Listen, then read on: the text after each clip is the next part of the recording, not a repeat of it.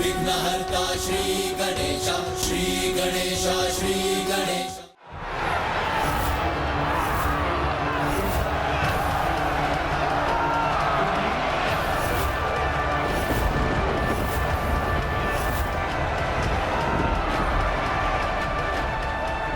भैया, ये असुर भी शीघ्र अपने काल से भेंट करने के लिए अति आतुर हो रहे हैं, इसीलिए इतनी गति से बढ़ते आ रहे हैं। यदि मैंने अभी युद्ध आरंभ किया तो युद्ध अनंत काल तक चलता रहेगा। नहीं माता, ये पूजा आराधना आपके लिए अत्यंत ही आवश्यक है, जिससे शेष देवियों की शक्तियां भी आपको प्राप्त होंगी और आप उस दुष्ट दुर्गमासुर का वध करने में सफल हो सकेंगी। माता, आप अपनी आराधना आरंभ कीजिए। इन आगामी 3 दिवसों में मैं इस असुर का सामना करूंगा।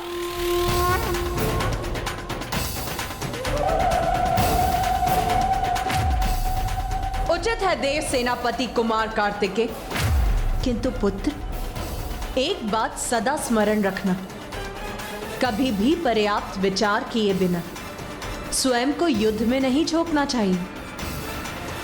पूर्ण सोच विचार के उपरांत उचित योजना के साथ ही युद्ध करने से युद्ध में सफलता प्राप्त होती है। माता, आप तनिक भी चिंता मत कीजिए। अगले 3 दिवसों में हम सभी अपनी सम्मिलित शक्ति से दुर्गमासुर को रोक कर ही रहेंगे।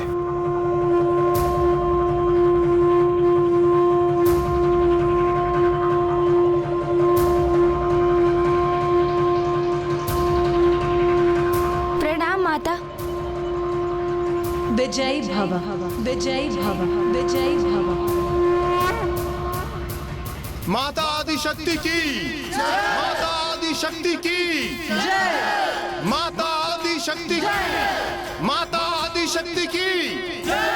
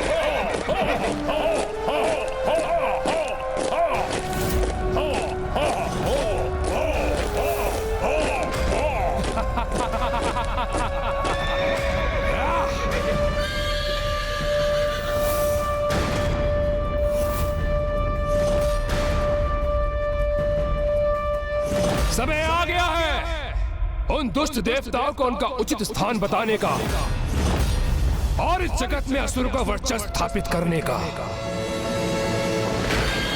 प्रतिशोध महिषासुर के वध का, प्रतिशोध शुंभ निशुंभ के निर्मम वध का,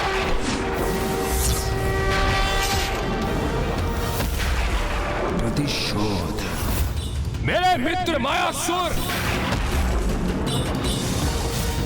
महाबली अरुणासुर, करल तरल और तापिक जैसे महान असुरों की मृत्यु का।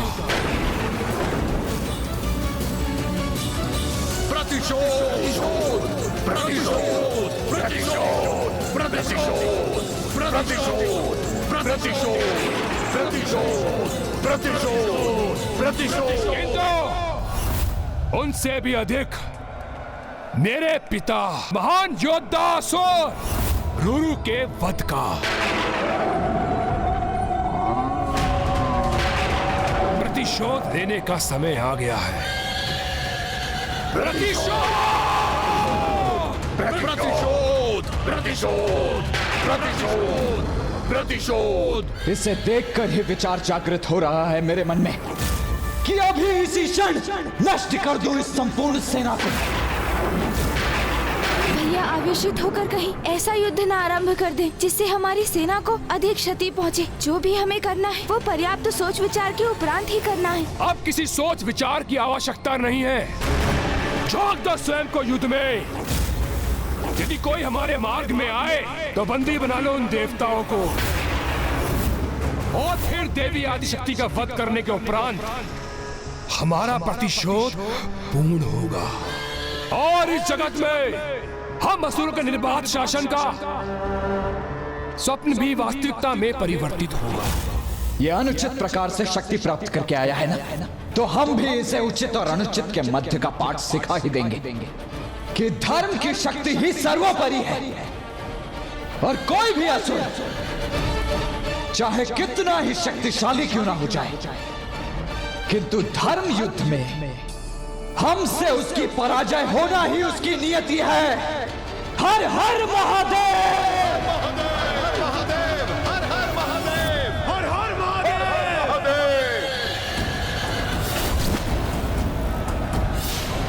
बिना योजना और युक्ति के इस युद्ध का आरंभ नहीं होना चाहिए। भैया आपको अपने आवेश पर स्वयं पर नियंत्रण पाना ही होगा, अन्यथा यहाँ हाहाकार मचेगा। प्रतिशोध, प्रतिशोध, प्रतिशोध, प्रतिशोध, प्रतिशोध, प्रतिशोध। गणेश, तुम्हारी इस उलझन को दूर करने की एक बहुत ही सरल युक्ति है। युद्ध के नियमों के विपरीत दिवस के प्रकाश में नहीं, अपितु रात्रि के अंधकार में युद्ध करने के लिए तत्पर रहते हैं ये असुर। इसीलिए अभी युद्ध करने के लिए इतने आतुर हो रहे हैं ये। किंतु यदि तुम अपनी वाक्पटुता से दुर्गमासुर को युद्ध के नियमों का स्मरण करा सके तो। समझ गया भैया, अब आपकी इस युक्ति को सफल करने का दायित्व मेरा है। ओम लंबोदराय नमः। चलिए मूषक जी,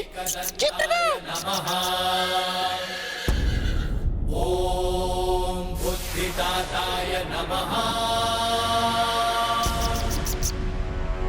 ओम सिद्धिदाताय नमः।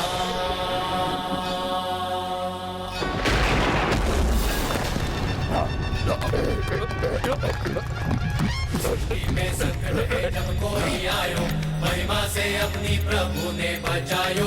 लंबोदर लंबोदर लंबोदर लंबोदर। तो तुम पुनः प्रकट हो गए दुष्ट गजमुख, किंतु इस बार मुझसे बचकर भाग नहीं सकोगे तुम।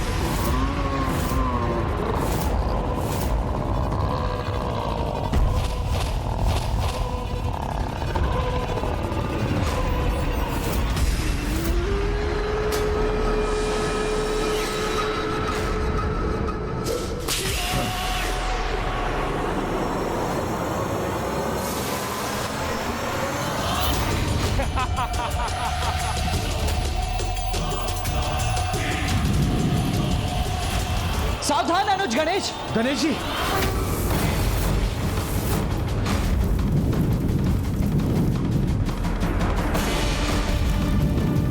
इन दुष्ट असुरों का तनिक पे विश्वास नहीं किया जा सकता। समस्त नियमों और मर्यादाओं का उल्लंघन कर ये गणेश जी पर घातक प्रहार कर सकते हैं। तो हमें भी उनके साथ रहना चाहिए, जिससे समय पड़ने पर हम उनकी सहायता के लिए प्रस्तुत रह सके। हाँ हाँ अवश्य, हमें आगे बढ़ना ही चाहिए। नहीं नहीं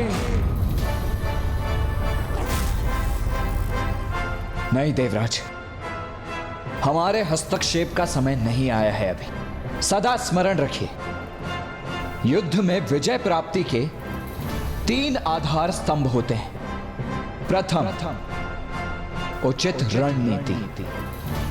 द्वितीय, उचित योद्धा।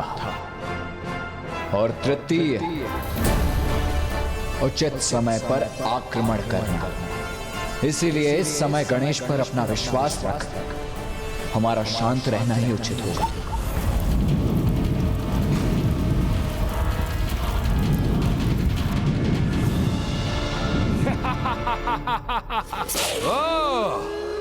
बड़ी ही निडरता से टिकी हो गजमुख बालक, किंतु स्मरण रहे, जो योद्धा भ्रामक निडरता से अपने सहयोगी योद्धाओं को युद्ध में पीछे छोड़कर निकल आते हैं, वही युद्ध में सर्वप्रथम मृत्यु को प्राप्त होते हैं। युद्ध? कैसा युद्ध? कहाँ है ये युद्ध? क्या अर्थ है तुम्हारा? ये युद्ध नहीं तो क्या है? अरे असुर जी, इतना भी नहीं ज्ञात आपको? अचानक इस प्रकार युद्ध कहाँ आरंभ होता है? सर्वप्रथम दोनों पक्षों में युद्ध के नियम निर्धारित किए जाते हैं, फिर युद्ध की तुरही ध्वनित होती है, तब आरंभ होता है दो महाशक्तियों के मध्य युद्ध। नियम विहीन युद्ध तो पशु करते हैं, महायोद्धा नहीं। ये इस दुष्ट से गणेश जी क्या वार्तालाप कर रहे हैं? करना क्या चाह रहे हैं? देवराज, रात्रि के अंधकार में अधिक सशक्त होने वाली अपनी आसुरी शक्तियों से बिना नियम निर्धारित किए युद्ध करने के अभ्यस्त होते हैं ये असुर। किंतु गणेश इसे उत्तेजित कर इसे हमारा नियम स्वीकार करवाने का प्रयास कर रहा है।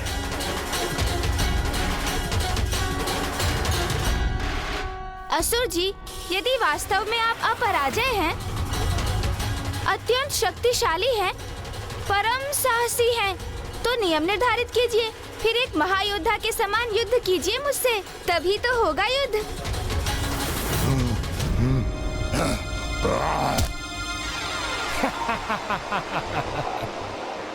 नियम तो बालकों की क्रीड़ा के लिए उपयुक्त होते हैं गजमुख। युद्ध का तो एक ही नियम होता है, विजय। विजय प्राप्ति करना। आपका ये कथन तो एक ही बात प्रमाणित कर रहा है असुर जी। क्या प्रमाणित कर रहा है मेरा कथन? यही कि आप साहस का प्रदर्शन अवश्य कर रहे हैं, किंतु भीतर ही भीतर अत्यंत भयभीत हैं आप कि कहीं नियमानुसार युद्ध करने पर आपकी पराजय ना हो जाए। न भय न पराजय, दुर्गमासुर के साथ इन दोनों की कोई संभावना नहीं। तो फिर युद्ध के नियमों को स्वीकार करने में इतना संकोच क्यों असुर जी? नहीं, भयभीत तो आप अवश्य हैं, है ना? सर्वशक्तिशाली हूँ मैं, अजय हूँ मैं, ना पराजय का डर, ना किसी नियम का। तो कहो, युद्ध के क्या नियम है तुम्हारे? तुम्हारे नियमों के अनुसार तुम्हें धूल धूसरित करेगा अजय दुर्गमासुर। कहो, शीघ्र कहो, क्या नियम है तुम्हारे? इस युद्ध के लिए तो एक ही नियम पर्याप्त है। हमारा युद्ध सूर्योदय से सूर्यास्त तक ही होगा, जिसके उपरांत दोनों सेनाएं अपने अपने शिविर में लौटकर विश्राम करेंगी, ताकि आगामी दिवस के युद्ध के लिए तत्पर हो सकें। स्वीकार है मुझे।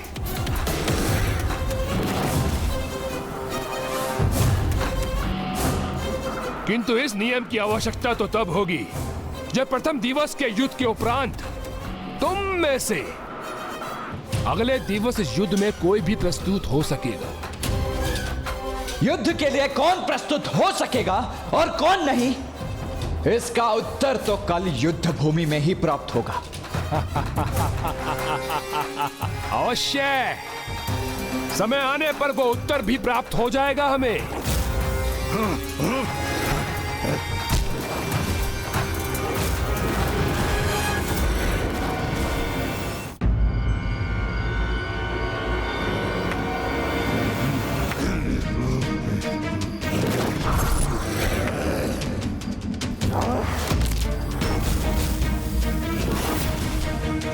असुर सम्राट, जिसके वाक्य चातुरी में उलझकर शत्रु का नियम स्वीकार कर लिया आपने।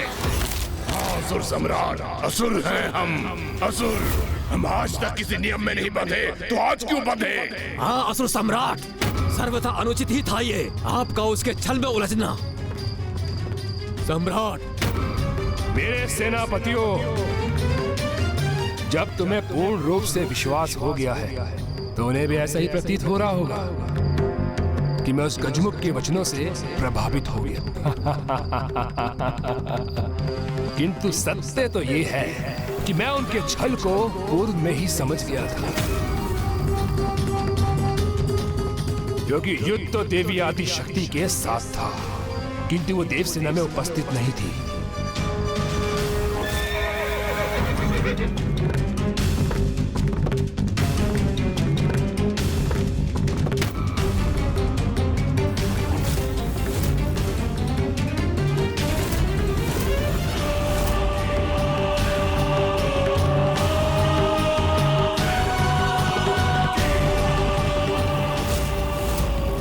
वो यहाँ नहीं है तो फिर कहाँ है वो?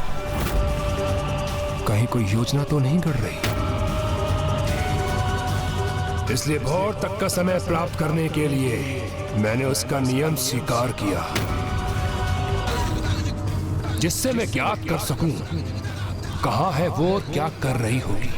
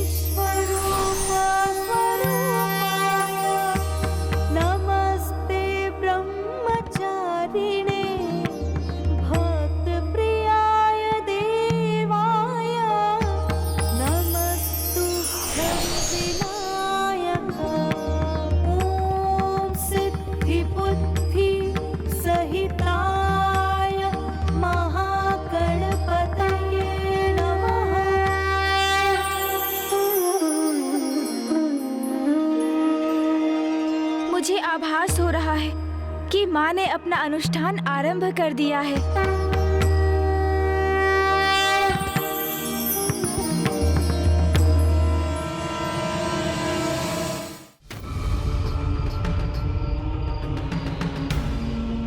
प्रथम पूज्य गणेश जी, देव सेनापति कुमार कार्तिकेय, अब हमें भी अपनी रणनीति निर्धारित कर लेनी चाहिए। यह तो बहुत अच्छा हुआ कि दुर्गमासुर आपके वचनों में उलझ गया और उसने हमारी दिन में युद्ध करने की अवस्था को स्वीकार कर लिया, जिससे हमें अपनी रणनीति स्थिर करने का समय भी प्राप्त हो गया। दुर्गमासुर मेरे वचनों में नहीं उलझा देवराजेंद्र, क्योंकि अपने शत्रु का प्रस्ताव स्वीकार करने वालों में से नहीं है वो दुष्ट। अवश्य इसके पीछे उसकी कोई कपट योजना है।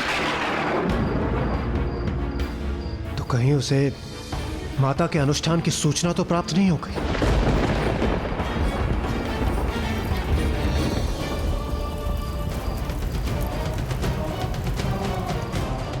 कहीं उसे यह तो ज्ञात नहीं हो गया कि माता का अनुष्ठान पूर्ण होने तक अगले 3 दिवस माता अपने अस्त्र शस्त्र धारण नहीं कर पाएंगी?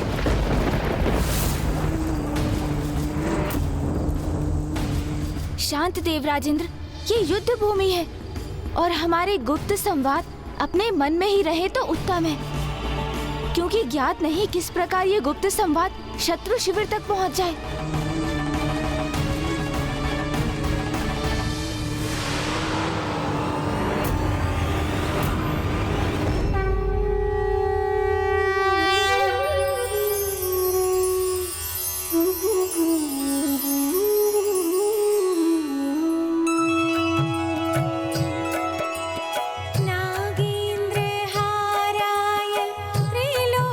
त्रिलोचनाय भस्मांगरागाय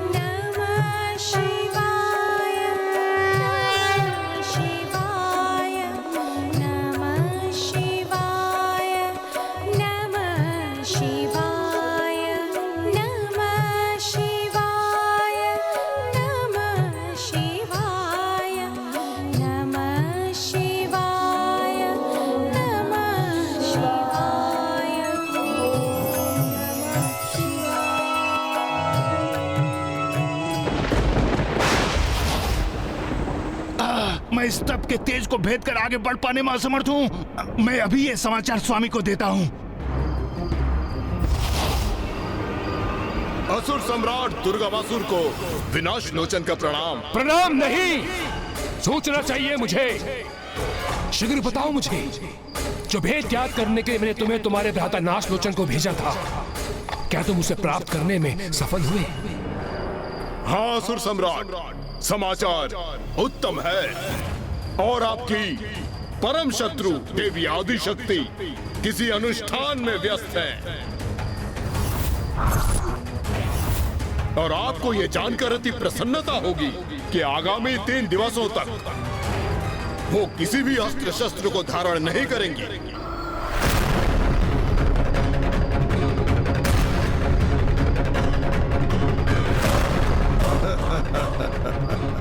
और 3 दिवस पूर्ण हो जाने के पश्चात मैं उससे अस्त्र उठाने का अवसर ही नहीं दूंगा, और उससे पूर्व ही वध कर दूंगा उस निहत्ती देवी का।